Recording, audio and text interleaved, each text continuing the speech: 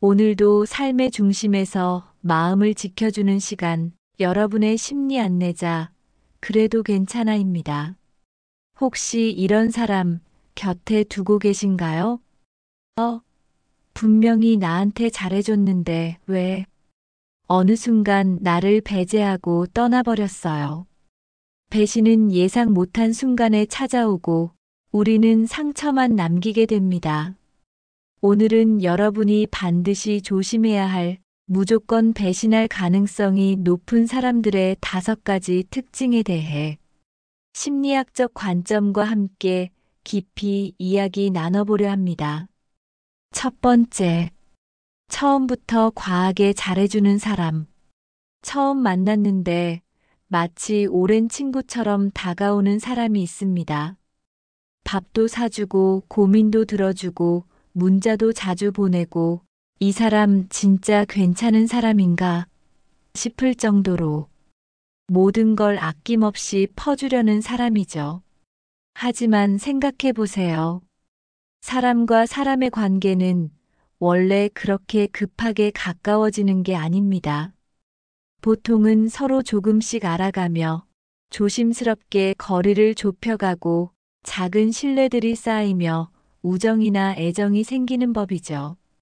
그런데 누군가가 그 단계를 모두 생략한 채 처음부터 너무 친절하고 너무 관대하고 너무 많은 걸 주려고 한다면 그건 순수한 호의가 아닐 수도 있습니다.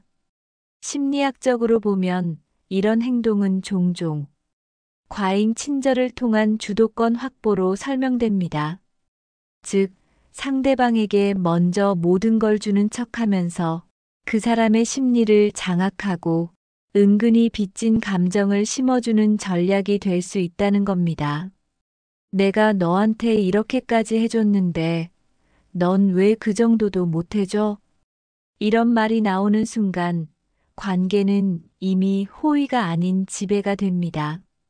처음부터 무리하게 가까워지려는 사람, 그건 당신이 좋아서가 아니라 당신 위에 올라서기 위한 포장된 전략일 수 있습니다.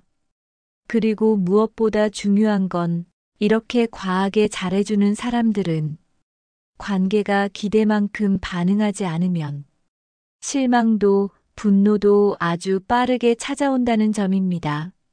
처음에 보여준 호의가 기대가 아니라 조종이었기에 당신이 그 기대에 반응하지 않으면 관계를 스스로 파괴하려고 할 수도 있습니다.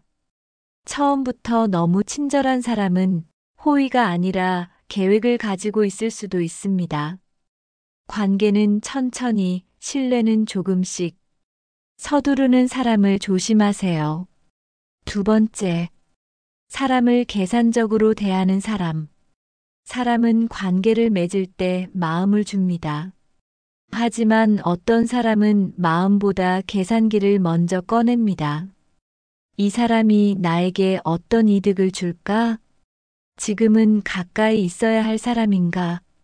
이 사람이 없으면 내가 손해를 보게 될까? 이들은 인간관계를 비즈니스처럼 운영합니다. 당신이 좋아서 곁에 있는 것이 아니라 당신을 통해 뭔가 얻을 수 있으니까 그 기회를 유지하기 위해 다가오는 겁니다. 이런 사람의 특징은 관계에 감정이 없습니다.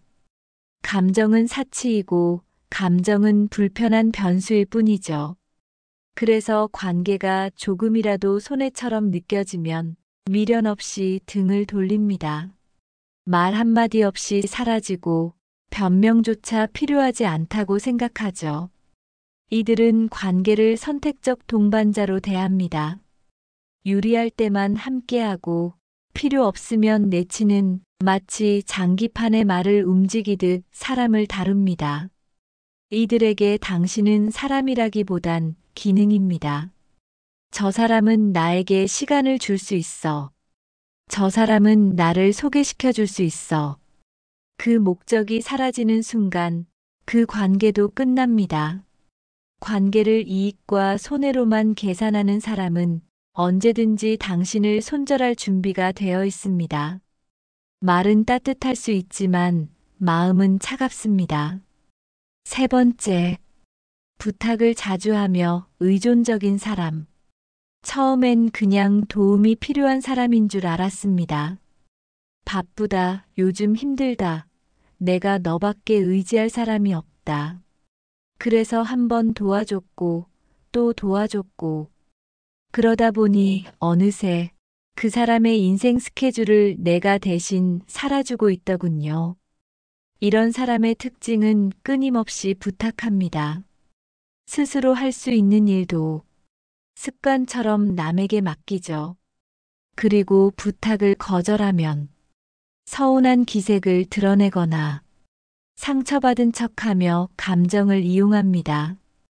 처음엔 안쓰러웠고, 나중엔 부담이 됐고, 결국엔 내가 사용되고 있다는 느낌이 듭니다. 이들은 혼자 감당하지 않으려는 사람들입니다. 스스로 해결보다 누군가에게 기댈 사람이 필요합니다. 그리고 문제는 더 나은 사람, 더 잘해주는 사람, 더 편한 사람이 나타나면 단 1초의 미련도 없이 떠납니다. 그들은 의존할 대상을 바꾸는데 죄책감을 느끼지 않습니다. 왜냐면 관계를 책임이 아닌 편의로 여겼기 때문입니다. 계속해서 나에게만 기대려는 사람, 그건 신뢰가 아니라 의존입니다. 관계를 짊어지지 마세요. 상대가 걸어오지 않는다면 혼자 가지 마세요. 네 번째, 불안감이 높은 사람. 이 사람은 처음부터 뭔가 불안해 보였습니다. 혹시 나를 싫어하는 건가요? 답이 늦네요. 무슨 일 있나요? 왜 요즘 연락이 줄었어요? 조금만 늦게 답해도 조금만 표정이 다르면 상대의 마음이 자신에게서 멀어졌다고 확신합니다. 불안이 높은 사람은 신뢰를 주지 못합니다. 계속 확인하고, 계속 의심하고, 계속 지켜보려 합니다. 이들은 관계 안에서 항상 위험을 상상합니다.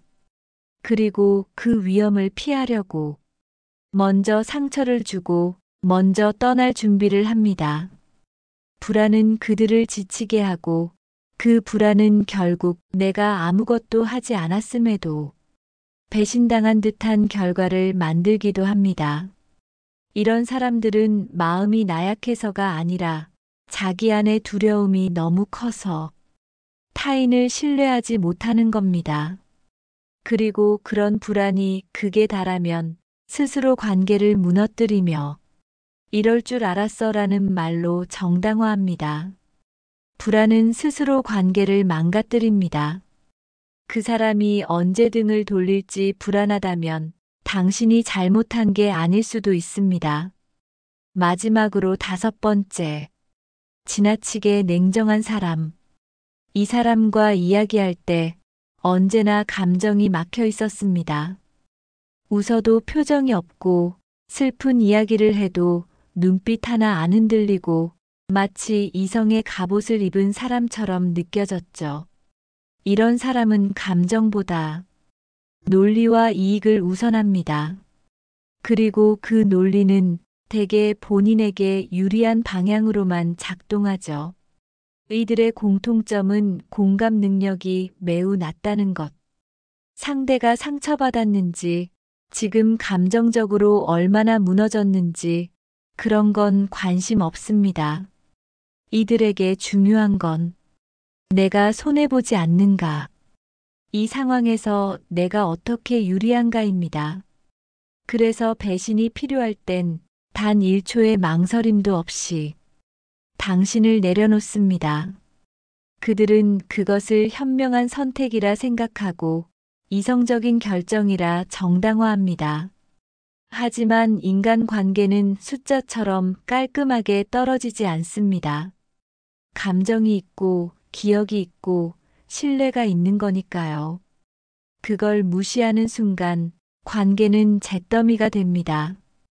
이성만으로 사람을 대하는 사람은 언젠가 반드시 당신의 감정을 외면할 겁니다. 당신의 상처를 숫자로 계산하는 사람은 곁에 둘 필요가 없습니다. 다시 한번 정리하면 무조건 배신할 가능성이 높은 사람들, 처음엔 편안해 보일 수 있지만 결국 당신의 에너지를 소진시키고 신뢰를 무너뜨리며 깊은 상처를 남깁니다. 사람을 완벽하게 알 순 없습니다. 하지만 사람을 오래 지켜보면 언제나 신호는 있습니다. 처음부터 다 퍼주는 사람, 계속 이용하려는 사람, 쉽게 의존하고 책임지지 않는 사람, 당신을 의심만 하는 사람, 냉정하게 선을 긋는 사람. 그런 신호를 그냥 넘기지 마세요.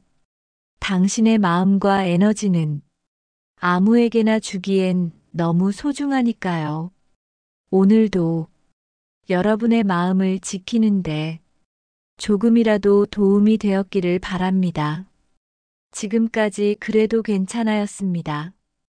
다음 시간에는 더 깊고 따뜻한 이야기로 다시 찾아올게요. 더 많은 이야기와 공감 다음 영상에서 나눠요.